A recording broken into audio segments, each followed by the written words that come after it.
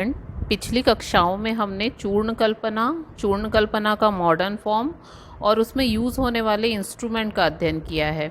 आज की क्लास में हम चूर्ण कल्पना के उदाहरण का अध्ययन करेंगे। ये जो एग्जाम्पल होते हैं ये ज़्यादातर हम मिश्रित कल्पनाओं का देखेंगे, क्योंकि सिंगल कल्पनाओं में तो सिंपल उनका हम पाउडर फॉर्मेशन करते हैं और वो बन जाता है। लेकिन चूर्ण कल्पना के जो उदाहरण है जो मुख्य रूप से आपके परीक्षा में आते हैं या फिर आपसे वाइवा के ओरल एग्ज़ाम में पूछे जाते हैं, वो मिश्रित चूर्ण होते हैं। तो आज हम देखेंगे जो एग्जाम्पल इनके इम्पॉर्टेंट है, ऐसे 2-3 एग्जाम्पल, और उन्हीं के आधार पर हम अन्य एग्जाम्पल को या फिर अन्य उदाहरण को कैसे समझ सकते हैं। तो अगर हम किसी भी योग का अध्ययन करते हैं, ये सिर्फ चूर्ण कल्पना के लिए नहीं है, चाहे रस शास्त्र हो या फिर भैषज कल्पना हो, हम किसी भी मिश्रित योग का जब अध्ययन करते हैं तो हमको किसी भी योगों को निम्न बिंदुओं पर, यानी ये जो पॉइंट आपको बताए गए हैं उन पॉइंट में हमको उसको डिस्क्राइब करना चाहिए। पॉइंट टू पॉइंट आंसर लिखने से आपके मार्क्स बेटर आते हैं। तो वैसे ही अगर कोई भी आपसे चूर्ण पूछ रहा है या कोई वटी पूछ रहा है या आसव है, अरिष्ट है, घृत है, कोई रस औषधि है, किसी का भी जब हमको वर्णन होता है तो इन बिंदुओं पर हमको या इन पॉइंट्स पे हमको आंसर लिखना चाहिए। जैसे पहला पॉइंट हमारा रहता है ग्रंथाधार। ग्रंथ आधार, बुक का रिफरेंस, यानी जो भी हम योग का निर्माण कर रहे हैं उसका रिफरेंस सबसे पहले किस बुक से लिया गया है या किस बुक के अकॉर्डिंग हम वो जो कल्पना बना रहे हैं उसे बना रहे हैं। तो यहाँ पर सिंपल किसी भी बुक का नाम आ जाएगा। नॉर्मली भैषज कल्पना में ये जो रहता है, हम सारंगधर या भैषज रत्नावली की बुक को लेकर के ग्रंथाधार लेते हैं, जबकि रस शास्त्र में जब हम पढ़ते हैं तो रस तरंगिणी या रसरत्न समुच्चय हमारी मुख्य बुक होती है। तो ग्रंथाधार में हम सिर्फ उस बुक का नाम लिखेंगे जिससे हम ये रेफरेंस ले रहे हैं। रोग अधिकार या रोगाधिकार, तो यहाँ पर किस रोग के अधिकार में हम उस योग का उपयोग कर रहे हैं। जैसे त्रिफला चूर्ण है तो कौन से रोग में हम उसको दे रहे हैं। सीतोपलादि चूर्ण है, इसका वर्णन राजयक्षमा अध्याय में है, तो हम क्या लिखेंगे, रोगाधिकार में राजयक्षमा। तो यहाँ पर सिर्फ एक रोग का नाम आता है जिसके अंतर्गत उस कल्पना का वर्णन किया गया है, और जो बाकी रोग हैं जिनमें उसको दिया जाता है उसका वर्णन हम गुण कर्म में करते हैं। रोगाधिकार में सिर्फ हम उस एक रोग का नाम लिखते हैं जिस अध्याय के अंतर्गत इसका वर्णन किया गया है। ग्रंथ पाठ या रिफरेंस, तो हम जो श्लोक है, कोई भी योग जब आप निर्माण करते हैं तो आप देखते हैं कि उसका एक पर्टिकुलर श्लोक होता है जिसके अंतर्गत उसके घटक द्रव्य है, उसकी निर्माण विधि, उसकी मात्रा, सबका वर्णन किया रहता है। तो उसे ग्रंथ पाठ कहते हैं, जिसके अकॉर्डिंग हम योग का निर्माण करते हैं और हमें क्या क्या सामग्री लगेगी उसका ज्ञान होता है। घटक द्रव्य, हम जो भी कल्पना बना रहे हैं उसमें कौन कौन से द्रव्य की आवश्यकता है और कितनी मात्रा में आवश्यकता है, इसका वर्णन हम घटक द्रव्य में करेंगे। निर्माण विधि, घटक द्रव्य लेने के बाद कैसे हम प्रोसीजर के थ्रू, यानी कौन सी प्रक्रिया के द्वारा अपने औषध को किन किन स्टेप बाय स्टेप हम औषध का निर्माण करेंगे, उसका वर्णन हम निर्माण विधि में करते हैं। औषधि बनने के बाद मात्रा और अनुपान, कितनी मात्रा में हमको ये औषधि पेशेंट को देनी है और किसके साथ देनी है, कोई अनुपान देना है या नहीं देना है, उसका वर्णन करेंगे। लास्ट पॉइंट है गुण कर्म। ये गुण कर्म देखने में आपको लग रहा होगा हमें सिर्फ औषधि के गुण और कर्मों को लिखना है, ये हमारा जो योग का वर्णन का सबसे मेन पॉइंट है। यहाँ पर हमको कोई भी औषधि में कौन सा रस गुण वीर्य विपाक पाया जा सकता है, उसके अकॉर्डिंग वो दोष पे क्या कर्म करती है, शरीर पे क्या कर्म करती है और कौन कौन से रोगों पे जाके कर्म करती है, उसका अध्ययन करना है। तो आपको अगर एग्जाम में कोई भी योग पूछ रहा है तो ये पॉइंट के अनुसार लिख करके हम किसी भी योग को एक्सप्लेन कर सकते हैं। तो हम आज देखेंगे कि चूर्ण कल्पना के अंतर्गत हमें कौन कौन से उदाहरण देखने हैं। तो पहला जो हमारा इम्पॉर्टेंट है योग है वो है सीतोपलादि चूर्ण। मैक्सिममली वाइवा में पूछे जाने वाला और एग्ज़ाम में पूछे जाने वाला योग है सीतोपलादि चूर्ण। इसका जो नाम होता है इसी के अंतर्गत इसके इंग्रेडिएंट होते हैं। शीता मीन्स होता है शक्कर, त से तुगाचीरी, प से पिपली, ला एला के लिए कहा गया है, इलायची के लिए, और द दालचीनी के लिए। तो इसका जो नाम है अगर आपने उसको याद कर लिया और इसी सीक्वेंस में अगर आपने याद कर लिया तो आपको इसमें डलने वाले ड्रग और उसकी क्वांटिटी याद हो जाती है।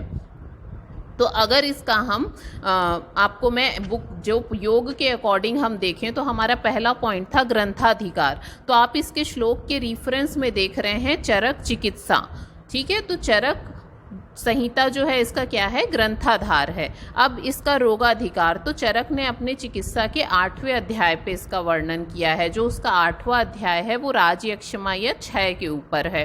तो इसका रोगाधिकार क्या है, राजयक्षमा, ठीक। उसके बाद आ जाते हैं ग्रंथ पाठ पे। तो जिस श्लोक के अकॉर्डिंग हम उस औषध का निर्माण करते हैं उसे ग्रंथ पाठ कहते हैं। तो इसका श्लोक है, सीतोपला तुगा क्षीरी पिप्ली बहुला त्वचा अंत्याद ऊर्ध्वम द्विगुणम लेह्येत मधुसर्पिसा चूर्णितम प्राशयेद वा तदश्वास कांस कफातुरम सुप्त जिह्वा अरोचकी अल्पग्नि पार्श्व शूलिनम। यानी इसका उपयोग उन सारे रोगों में बताया गया है। जैसे जब आप राजयक्षमा पढ़ेंगे तो राजयक्षमा के 11 पूर्व रूप, 11 पूर्व रूप बताए गए हैं। कई आचार्यों ने उससे कम 6 पूर्व रूप, किसी ने 8 पूर्व रूप ऐसे बताए हैं। तो ये जो ज्वर है, श्वास है, कास है, पार्श्वशूल है, ये सब उसके पूर्व रूप है और इसी कारणों से इसका वर्णन राजयक्षमा में किया गया है। तो इसमें मुख्य रूप से 5 ही ड्रग डलती हैं, शीतोपला, तुगाछीरी, पिपली, बहुला, त्वचा। शीतोपला का मतलब होता है मिश्री, वो जो बड़ी मिश्री आती है मार्केट में, खंड वाली, खंड शर्करा बोलते हैं। तो शीता इसका पहला कंटेंट है। तुगाछीरी, तुगाछीरी कहा जाता है वंशलोचन को, बांस के पेड़ से जो निर्यास निकलता है उसे वंशलोचन बोलते हैं। पिपली, बहुला जो होता है ये बड़ी इलायची को कहा जाता है। त्वचम, त्वचा मीन्स होता है दालचीनी। तो सीतोपला, तुगाछीरी, पिपली, बहुला, त्वचा, ये हमारे 5 कंटेंट है। अब इनकी क्वांटिटी अंत्याद ऊर्ध्वम, अगर हम अंत से ऊपर की ओर जाएंगे, द्विगुणितम, तो ये क्रमशः 2 गुना होते जाते हैं। जैसे आप देख रहे होंगे दालचीनी 1 मात्रा में है, उससे ऊपर अगर इलायची है तो वो 2 गुना है, उससे ऊपर पिपली है वो एला से 2 गुना है 4 भाग, और पिपली से 2 गुना वंशलोचन है 8 भाग, वंशलोचन से 2 गुना है मिश्री 16 भाग। तो अंत्याद ऊर्ध्वम द्विगुणम, नीचे से ऊपर की ओर जब हम जाते जाएंगे तो इसकी जो मात्रा है वो 2 गुनी होती जाएगी। तो यहाँ पर हमको समझ आ रहा है कि हमको 5 चीज़ें लेनी हैं जो क्रमशः नीचे से ऊपर की ओर 2 गुनी होती जाएगी, ठीक है। अब हम देखते हैं इसकी निर्माण विधि। तो अगर इसकी निर्माण विधि आप देखेंगे तो मैंने आप लोगों को बताया था कि अगर हम कोई भी मिश्रित चूर्ण बनाते हैं तो हम उसके घटक द्रव्यों को अलग अलग कूटते हैं, अलग अलग कूटने के बाद उनका वेट करते हैं और जो रेशो बताया गया है, जिस मात्रा में ग्रहण करने के लिए कहा गया है, उस अनुपात में लेकर के एक पात्र में लेकर के उसे अच्छे तरह से मिलाते हैं, तब हमारा शीतोपलादी चूर्ण निर्मित हो जाता है। अब इसकी मात्रा बुक पे 3 से 6 ग्राम बताई गई है, आपको दिख रहा है, लेकिन हम चाहें तो जो चूर्ण की मात्रा हमको बताई गई है सारंगधर के अनुसार, हम 1 कर्ष लिख के कोष्टक में सारंगधर के अनुसार लिख सकते हैं। लेह्येत मधु सर्पिसा, इसको जब पेशेंट को दिया जाता है तो लेह यानी अवलेह के रूप में बना करके, यानी चाटने के योग्य इसको बनाया जाता है। तो इसमें हमें कुछ ऐड करना पड़ता है, तो हम इसे मधु, शहद या सर्पी, घृत, ये दोनों में से कोई एक चीज़ डाल करके या दोनों ही विषम मात्रा में मिला करके उसको चाटने योग्य या सेमी सॉलिड बना करके पेशेंट को दे सकते हैं। चूर्णितम प्राशयेद्वा, जब हम इस चूर्ण का प्राशन कर लेते हैं या ग्रहण कर लेते हैं तो ये श्वास, कांस, कफ आतुरम, जिनको कफ व्याधि है, जिन्हें श्वास है, कांस है, सुप्त जिह्वा, जिनके जीभ में स्वाद नहीं आ रहा है, अरोचक हो गया है, अल्प अग्नि में, पार्श्वशूल में हम इसका उपयोग कर सकते हैं। तो शीतोपलादी चूर्ण एक इम्पॉर्टेंट ड्रग है आपके एग्ज़ाम और वाइवा पर्पस से। मेनली इसका जो घटक द्रव्य है और उसका अनुपात मैक्सिममली पूछा जाता है। नेक्स्ट ड्रग है हिंगवष्टक चूर्ण। हिंगवष्टक चूर्ण का अगर हम ग्रंथाधार देखें तो भैषज रत्नावली और इसका रोगाधिकार देखें तो अग्निमांद्य। जो श्लोक के बाद रिफरेंस दिया रहता है उसी से हमें ग्रंथाधार और रोगाधिकार मिल जाता है। अगर इसका ग्रंथ पाठ देखें तो जैसे मैंने आप लोगों को जब औषध का नामकरण बताया था तो कहा था कई औषधों का नाम उस पे डलने वाले ड्रग के अकॉर्डिंग, संख्या के अकॉर्डिंग है। तो यहाँ पर हिंगवष्टक, इसमें हींग के साथ साथ 8 ड्रग हैं, यानी हींग को मिला करके इसमें 8 ड्रग पाए जाते हैं, इसलिए इसका नाम हिंगवष्टक है। और इसमें डलने वाले ड्रग में हींग जो होता है वो अलग से आपको पता चल जाता है या अलग से कार्यकारी होता है, इसीलिए इसका नाम हिंगवष्टक चूर्ण रखा गया है। अगर इसका ग्रंथ पाठ देखें तो त्रिकटुम अजमोदा सैंधवम जीरके द्वय समधरण धृता नाम अष्टमो हिंगु भागा प्रथम कवल भुक्तम सर्पिश्च चूर्णम एतः जनयति जठराग्नि वात रोगांश हंति। अर्थात इसमें 8 ड्रग हैं। तो पहले की जो 2 लाइन है उसमें 8 ड्रग का नाम बताया है। त्रिकटु, त्रिकटु में 3 ड्रग आ जाते हैं, सुंठी, पिपली, मरीच। अजमोदा चौथा ड्रग, सैंधव, सेंधा नमक, जीरके द्वय 2 प्रकार के जीरे यानी श्वेत जीरा और कृष्ण जीरा, समधरण धृता नाम, ये सारे ड्रग सम मात्रा में रखते हैं। अष्टमो हिंगु भाग, और 8वां जो ड्रग होता है शुद्ध हिंगु, ये होता है। तो भैषज रत्नावली ने इन 8 ड्रग को समभाग लेने के लिए कहा है। लेकिन हमने पढ़ा था कि हींग जो होता है वो उष्ण और तीक्ष्ण होता है, उत्क्लेदकर होता है, इसीलिए हींग की मात्रा कई आचार्य 1/8 भाग मानते हैं। ठीक है, तो 7 ड्रग की क्वांटिटी हम 1 भाग लिखेंगे और शुद्ध हींग हम लिखेंगे 1/8 भाग। प्रथम कवल भुक्तम, इसको कब देना है पेशेंट को? पहले कौर में इसको मिला के देना है। सर्पिश्च चूर्णमेतम, इसमें घी मिला करके, क्योंकि हींग जो होता है ये बहुत उष्ण और तीक्ष्ण होता है, तो पहले इसको घी मिला के शुद्ध किया जाता है और जब पेशेंट को दिया भी जाता है तो घृत मिला करके दिया जाता है। और इसको खाने के पहले कौर में देने पर ये दीपन और पाचन का काम करता है और जठराग्नि को प्रदीप्त करता है। इसके अलावा वात रोगों में भी इसका प्रयोग किया जाता है। तो इस प्रकार से हमने घटक द्रव्य देख लिया। निर्माण विधि, सारे जो मिश्रित चूर्ण होते हैं उनकी एक समान होती है। हमको सारे ड्रग को अलग अलग कूट के उनको बताए गए अनुपात के अनुसार मिलाना होता है। इसको अगर डोज हमने देखी तो नॉर्मली यहाँ पर जो डोज होती है, हम मृदु, मध्य और तीक्ष्ण वीर्य वाला जो डोज यादव जी तिक्रम जी ने बताया था उसके अकॉर्डिंग हमें जिन औषधियों में तीक्ष्ण द्रव्य डले हों उनकी डोज कम देनी चाहिए सामान्य की अपेक्षा। यहाँ पर हमें उसे प्रथम ग्रास में घी मिला करके देना चाहिए। साथ में अगर हम चाहें तो उष्ण जल तक्र दे सकते हैं। इसमें जितने भी द्रव्य डले हैं सभी में दीपन और पाचन गुण पाया जाता है, इसीलिए ये क्या करते हैं, कहाँ यूज़ कर रहे हैं हम इसका?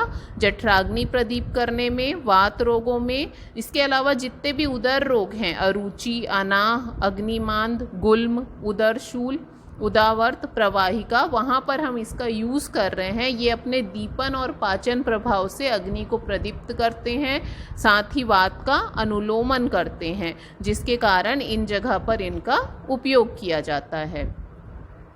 नेक्स्ट आता है तालिशादी चूर्ण। तो जैसा सीतोपलादी चूर्ण है सेम वैसा ही तालिशादी चूर्ण का भी वर्णन हमको राजयक्षमा अध्याय में मिलता है। यहाँ पर हम जो रेफरेंस ले रहे हैं वो हम सारंगधर का ले रहे हैं। तो इसमें भी डलने वाले जो ड्रग होते हैं लगभग हमारे सीतोपलादी चूर्ण की तरह होते हैं और इसमें संख्या में 8 ड्रग डलते हैं।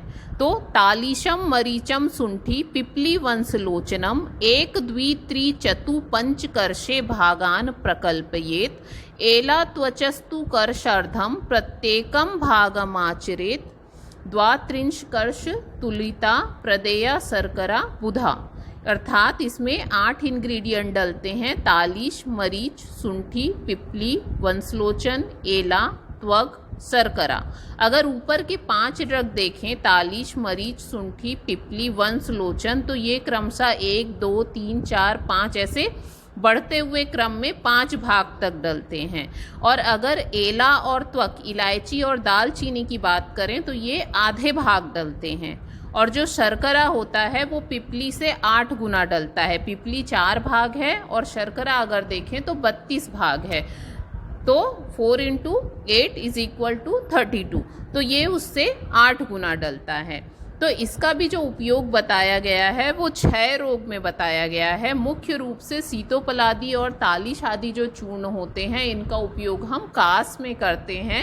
जैसे आप लोग खांसी को देखते हैं, किसी में कफ आता है और किसी में कफ नहीं आता, तो हम कास को मुख्य रूप से अगर देखें तो शुष्क कास और आर्द्र कास बोल सकते हैं।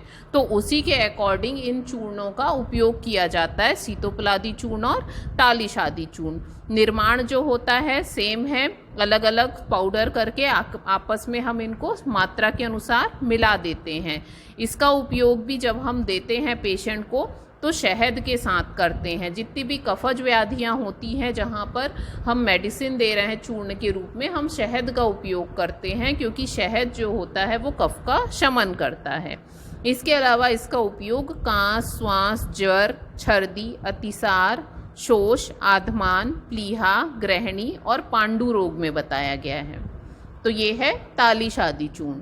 नेक्स्ट जो हमारा चूर्ण है अविपत्तिकर चूर्ण। जैसा कि इसका नाम है अविपत्तिकर, अगर इसको हम सेवन करते हैं तो बिना विपत्ति के, जैसे कि ज़्यादातर इसका उपयोग जो होता है अम्ल पित्त में किया जाता है, जहाँ पर हमारा खाना अच्छे से डाइजेशन नहीं होता, हमारा जो वात होता है वो अनुलोम नहीं होता। तो ये शरीर में जाकर होने वाली सारी विपत्तियों को, यानी हमें जो तकलीफ़ें हो रही हैं, कॉम्प्लिकेशन हो रहे हैं, उसको दूर करता है। इसीलिए इसका नाम अविपत्तिकर चूर्ण है। इसमें 14 ड्रग डले होते हैं। इसका वर्णन भैषज्य रत्नावली ने अम्ल पित्त की चिकित्सा में किया है। अगर इसका ड्रग देखें तो त्रिकटु त्रिफला मुस्त विडश्चेव विडंगकम एलापत्रश्च चूर्णानि संभागानि कार्येत सर्वम एकीकृतं यावद लवंग तत्समं भवेत सर्वचूर्ण द्विगुण त्रिविध चूर्णम प्रदापयेत सर्वम एकीकृतं यावत तावत शर्करा यान्वितम। अर्थात इसमें बताए गए जितने भी ड्रग होते हैं उनका एक पर्टिकुलर रेशो है। जैसे आप देख रहे हैं शुरू के जो 11 ड्रग हैं, त्रिकटु और त्रिफला, उनको हम 3 त्रिकटु के ड्रग, 3 त्रिफला के, तो टोटल कितने हो गए 6। उसके अलावा मुस्त, नागरमोथा, विड लवण, विडंग, एला और पत्र यानी सूक्ष्म एला, छोटी इलायची और तेज पत्र, ये जो 11 ड्रग होते हैं ये एक एक भाग डलते हैं। तो कितना हुआ टोटल 11 भाग। इसीलिए क्या बोला, सर्वम एकीकृतम यावत, सबको एक साथ जोड़ने पर जितनी मात्रा मिलती है लवंग तत्समम भवेत, उतनी मात्रा में हमको लौंग लेना है। तो आप देखिए लौंग हम 11 भाग ले रहे हैं, बाकी सारे ड्रग हमने एक एक भाग लिए। जितनी मात्रा में ये 11 ड्रग हैं उतनी भाग में हम लौंग लेते हैं। नेक्स्ट सर्वचूर्ण द्विगुणितम त्रिविध चूर्णम, जितनी मात्रा में पूरा चूर्ण है। अब हमारे पास 11 ड्रग कितने भाग में है, 11 भाग में, और लौंग कितना है 11। अगर इन 11 और 11 को जोड़ें तो 22 भाग हमारे पास ड्रग है। तो सर्वचूर्ण तो हमारे पास 22 भाग ड्रग है। द्विगुणितम, उसको अगर 2 गुना कर दें तो कितना होगा 44। उतनी मात्रा में हमको त्रिविध का चूर्ण लेना है। ठीक है, तो 44 भाग हम त्रिविध का चूर्ण लेंगे, 11 भाग हम लवंग का चूर्ण, और बाकी ड्रग का भी 11 भाग है। अगर इन सबको जोड़ें तो होता है 66। तो सर्वम एकीकृतम यावत, सारे ड्रग को, ये जो 13 ड्रग की क्वांटिटी है, सबको आपस में अगर जोड़ दिया जाए तो जो इतनी मात्रा आएगी उतनी मात्रा में हमको इसमें शर्करा मिला करके पेशेंट को देना है। तो मुख्य रूप से अविपत्तिकर चूर्ण का यूज़ हम अम्ल पित्त की चिकित्सा में करते हैं। इसके अलावा इसमें वात अनुलोमन गुण होने के कारण जीआईटी ट्रैक में हमको जितनी भी प्रॉब्लम होती है वहाँ पर हम अविपत्तिकर चूर्ण का उपयोग करते हैं। इसके बाद अगर हम देखना चाहें तो और भी बहुत सारे चूर्ण हैं जिनका हम अध्ययन कर सकते हैं। मुख्य रूप से जो 4 आपको मैंने बताए हैं उनसे ज़्यादातर क्वेश्चन आते हैं, लेकिन इसके अलावा भी लवण भास्कर चूर्ण है, त्रिफला चूर्ण है, स्वादिष्ट विरेचन चूर्ण है। कुछ इंडिविजुअल चूर्ण के भी नाम है, इनमें से पुष्यानुग चूर्ण होता है इम्पॉर्टेंट, दाढ़ी मस्तक चूर्ण है, त्रिकटु और त्रिफला आपके नॉलेज में है। तो ये जो चूर्ण कल्पनाएं हैं इनको भी हम चाहें तो देख सकते हैं और इनका भी अध्ययन कर सकते हैं। सिर्फ हमको घटक द्रव्य याद करना है, निर्माण विधि सभी की लगभग सही है। घटक द्रव्य में और उनका अनुपात की कितनी मात्रा में उन्हें मिला करके चूर्ण का निर्माण किया गया है। तो इस प्रकार से इन उदाहरणों का हमको अध्ययन करना है और इन्हें याद करना है कि किस कल्पना में कितनी मात्रा में कौन सा द्रव्य डला हुआ है। ठीक है, थैंक यू।